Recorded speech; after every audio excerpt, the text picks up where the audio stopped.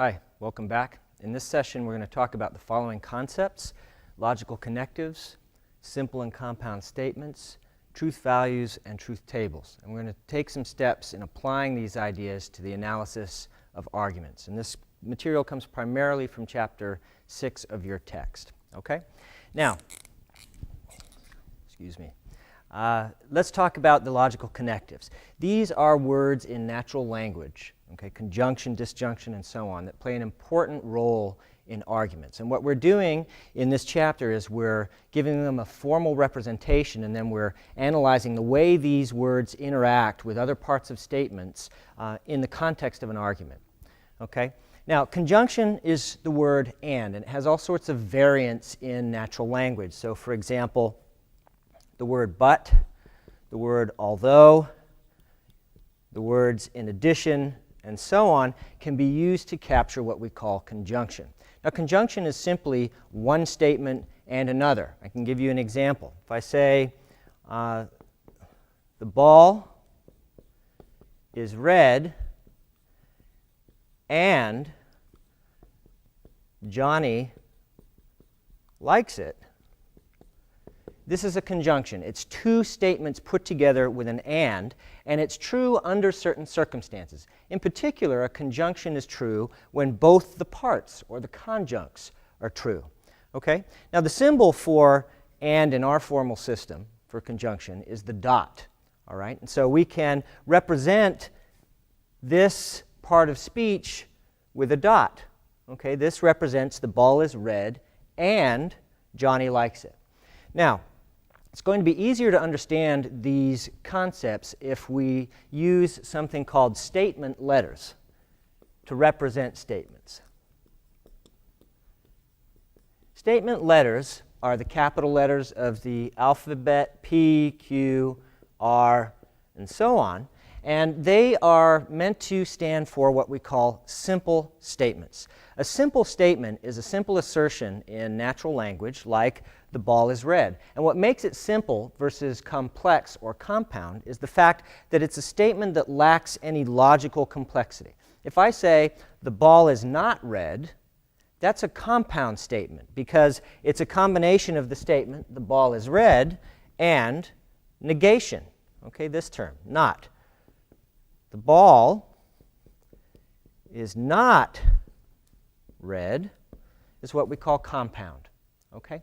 So the statement letters are meant to stand for basic assertions in our language that lack any sort of logical complexity.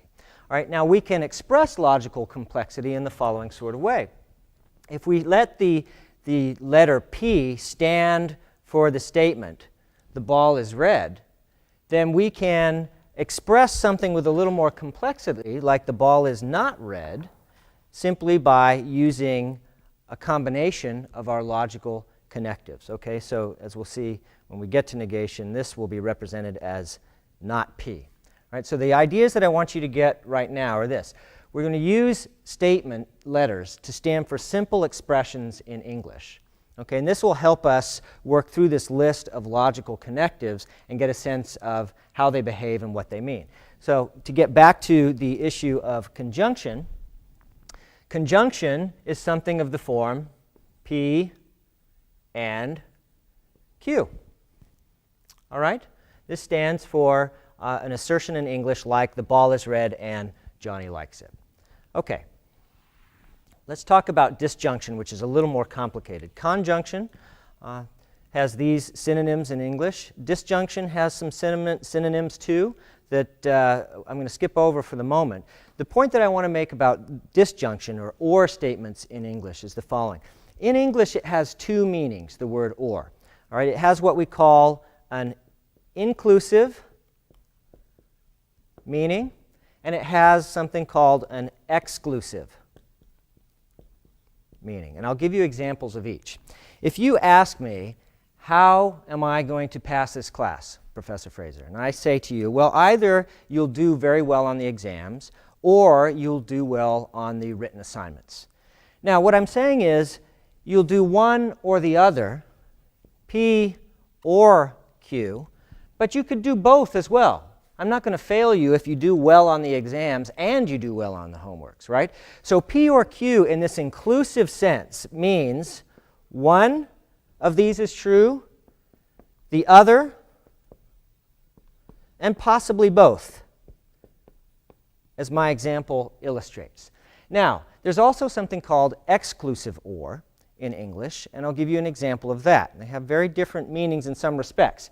If I say to you, President Obama is either in Washington or he is in Chicago, then you know I am saying he is in one place or the other, but he cannot be in both places at once, right? So we have a meaning we call exclusive or, which means one is true, the other is true, but not both. Okay? Now, what this means is when we use the word or in English, there's an ambiguity. It could mean one of two things. And in logic, we don't want to put up with ambiguity. We want our notation to be clean. We want it to have one single meaning. So what we have to do is decide, okay, what is this particular symbol going to stand for? Is it going to stand for the inclusive sense, which means one, the other, possibly both? Or is it going to stand for the exclusive sense, which means one, the other, and certainly not both? All right? Now, for theoretical reasons that we don't need to go into, we decide that this symbol is going to stand for the inclusive meaning of or in English. All right? So if we see an expression, P or Q, we know this means P is true or Q is true, possibly both are true. Now, the natural question that comes up here is, well, what happens to exclusive or? Does that mean that we can't express in logic arguments or statements that say things like the president is either in Washington or in Chicago? The nice thing about our choice is we don't lose any expressibility. We can still capture this idea of exclusive or without having to let the meaning of this particular symbol vary. The way we express exclusive or is going to be this: P or Q and not both P and Q. Okay, what this says is one or the other is true, but it's not the case that both are true together. Either the president is in Washington or he is in Chicago, but he's not in both. All right, so with a little extra notation, we can capture that meaning, that second meaning of or, very cleanly in our logical notation, all right, without introducing that dreaded ambiguity. Now, the reason this is important is because when we talk about analyzing statements using truth tables, you won't understand why certain statements behave the way they do or certain arguments operate the way they do unless you understand this difference between inclusive and exclusive or, and you understand that we always, always, always mean inclusive or when we use this symbol. Okay. All right. So, that said, you now know the difference between inclusive and exclusive or. You have a sense of what simple statements are about. Compound statements are simple statements that are put together using these additional logical connectives. And with that said, we can move on to some of these other concepts. Okay. So, disjunction is or, P or Q. Conjunction is and, P and Q. Let's talk about negation. Negation simply means not. Okay, so if you say the ball is red and I say the ball is not red, then I am negating the statement that you've made. Right? It's expressed using the symbol called the tilde. Right? So the negation of a statement P is written like this, not P. Right? The conditional statement is an if-then statement. If it rains today, then the game will be canceled. We use conditional statements in all sorts of contexts, in all sorts of ways, and they play a very important role in argument. Okay? But understand that the conditional, the horseshoe, means if-then. The biconditional is something we see much less frequently in natural language. And what it means is more or less the expression if and only if. It's sometimes used to express the idea of a necessary and sufficient condition for something. Now let's use an example to see what this means. If I say being divisible by 2 is a necessary and sufficient condition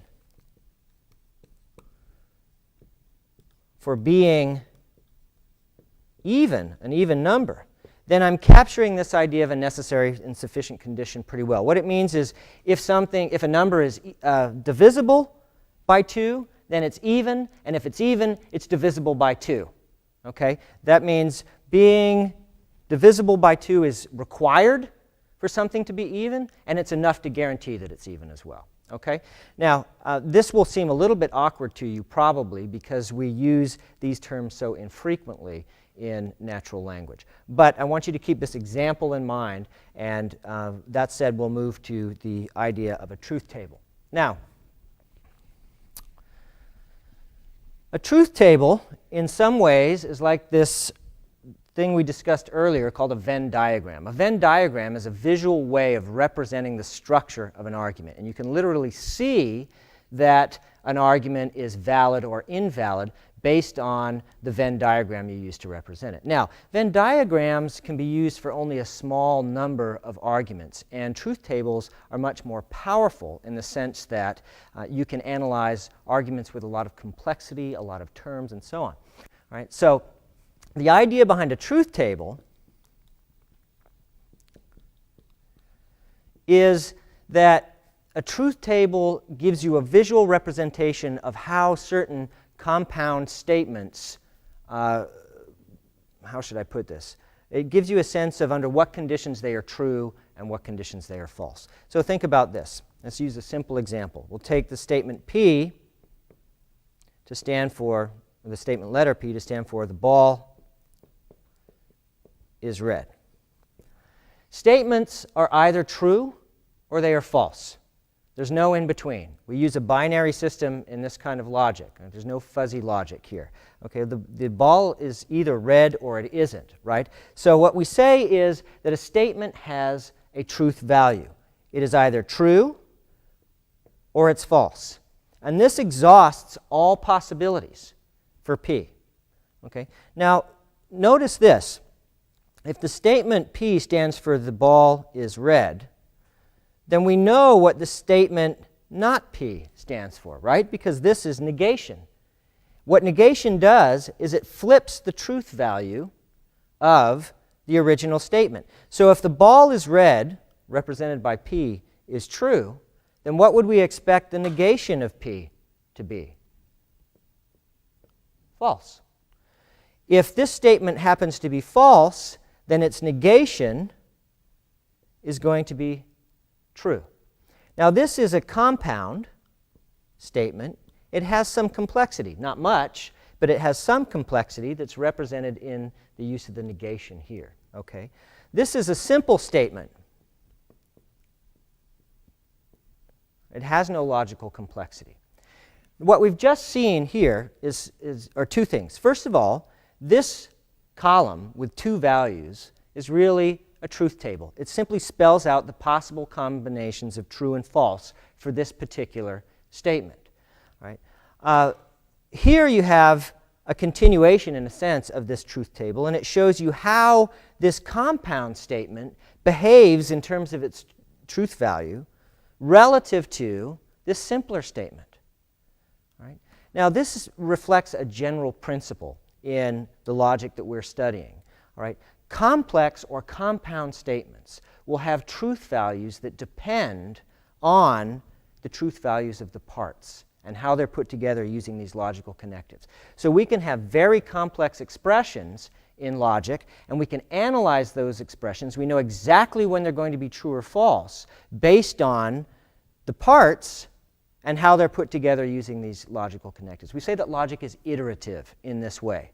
All right? The idea that you put the pieces, the simple pieces together to create very complicated expressions, and you know how those expressions behave in terms of their truth values because you know how they're put together. And a truth table is simply a way of representing the logical structure of a statement that's complex based on its simpler parts. All right? It's going to be useful here to look at some examples.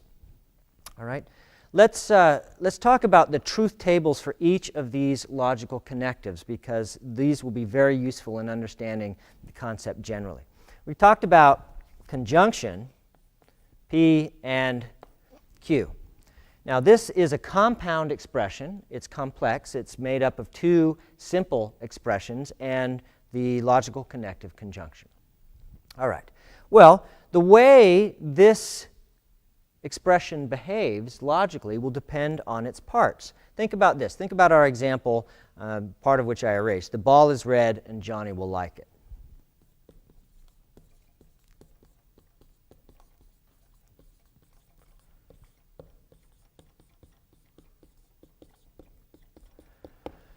When is this expression going to be true?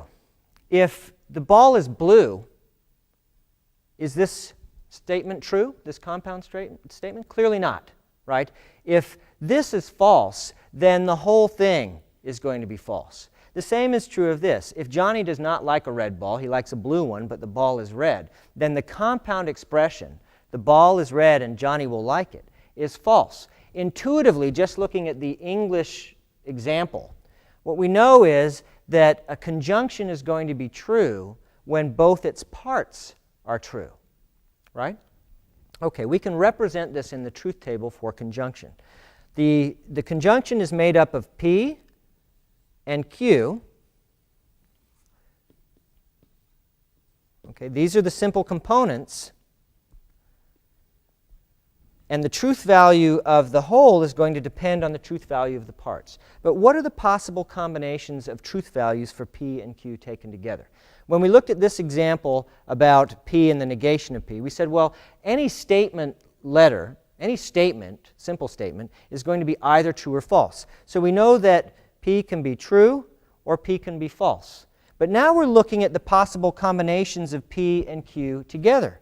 We could have P is true and Q is true, right? That's one possibility. But we could have P is true and Q is false. That's another possibility. We could have P false and Q true. And of course, we could have both of them false. Okay.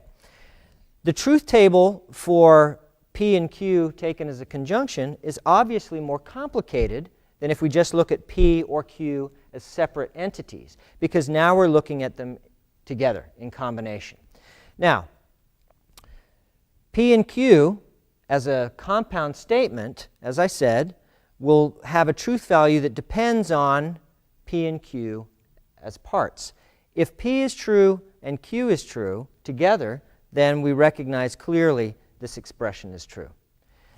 If P is true and Q is false, then one of the parts is false. And my earlier account of this example suggested to you that, well, that means this compound expression is false. If P is false and Q is true, we get a false value for P and Q. And if both parts are false, it's false. All right. So this is the truth table for conjunction. And what it shows you visually, literally, is the condition under which P and Q is true. It's only true when both its conjuncts or both its parts are true. All right? In every other possible condition, it's false. Now, this holds generally. Anytime you have a conjunction of statements, it's only going to be true when both its parts are true. Okay. Now, let's talk about disjunction. In fact, we can put disjunction on the same table to save space, right? It's composed of the same parts. When is the expression P or Q going to be true? Well, we said that we understand this term always in the inclusive sense, right? One is true, the other is true, possibly both. And so if we go back to our original representation here of the possible combinations of truth values for P and Q, if both parts are true, because this is inclusive OR, we know that the compound statement P or Q is true. If one of the parts is true and the other is false, then it's also true. In fact, the truth table of disjunction looks like this. Okay? We know this is true when one, the other, or both parts are true. The only time it's false is when both its parts, or its disjuncts, are false. Right? And again, this holds generally. Anytime you have a disjunction in logic, you know that it's true exactly when one, the other, and both its parts are true. All right. Negation, we talked about already, but if we focus just on the negation of P, we know it flips the truth value for the expression it negates. So if P is true, then not P is false, and that is going to hold. There's a little redundancy here, right, because we have multiple representations of true and false in that first column. But you see here the behavior, the logical behavior of negation, in that it flips the truth value of what it negates. All right. Those should be relatively intuitive. What is not quite so intuitive is the truth table for the conditional statement. If P, then Q. All right. When is this expression true and when is it false? Well, if we use an example of the following sort, we'll get a better sense of why the truth table fills in here the way it does. If the temperature drops below 32 degrees, then my car won't start, right? That's if P, then Q. If the temperature drops below 32, then I expect my car not to start in the mornings. All right? Fortunately, I live in Florida, so that's not much of a problem. When the temperature drops below 32, right, the first condition is met, and my car won't start, then both the parts are true, right? And we would expect to fill this in with a T. In other words, if tomorrow morning I get up and the temperature is 28 degrees and my car doesn't start, then clearly this expression is true. Right? Now, if I get up tomorrow morning and the temperature is 28 degrees and my car will start, then the first part of this conditional statement is true. The temperature has dropped below 32 degrees, but the second part is false. So is the whole statement true or false? Well, in this condition, we know that it's false, right? The temperature drops below 32, and my car starts in the morning. Well, clearly I was wrong. The odd thing with the conditional statement is what happens here when the first part is actually false. Now, see, this is counterintuitive because in ordinary language, if we know a conditional statement has a false antecedent, the antecedent is the first part, then we typically don't use it.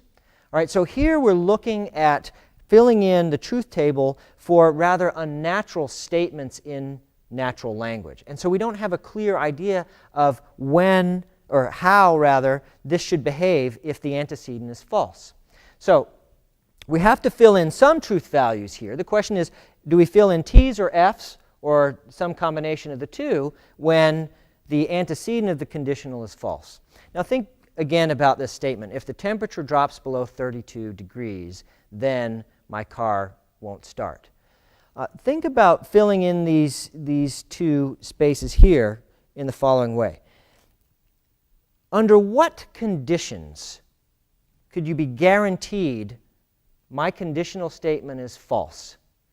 Let's suppose that the temperature does not drop below 32 degrees and my car doesn't start. All right, so the temperature is 68 degrees in the morning. I go out and I try and start my car, it won't work. My statement is, if the temperature drops below 32 degrees, then my car won't start. Clearly, if the temperature doesn't drop below 32 degrees, I haven't satisfied the conditions that allow me to say this is false. I can't prove this is false unless the temperature drops below 32 degrees.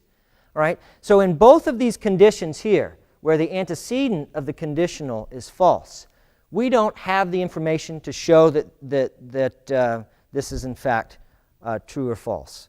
So what we do, somewhat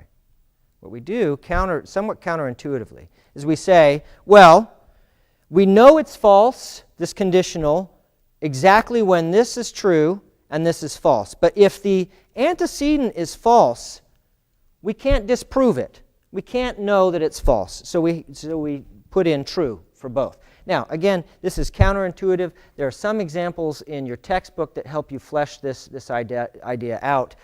If, for you, this just doesn't work as an explanation, here's the nice thing. The nice thing is, this is the way we define a conditional statement called the material condition. This is the material conditional. This is the truth value for a conditional under these circumstances. You can memorize this, all right? You don't have to worry about the intuitiveness of it, but sit with this example that I've given and the examples from your textbook and see if it gradually becomes more intuitive. But this is the way the conditional works. All right? It's only false when the antecedent is true and the consequent is false. Period.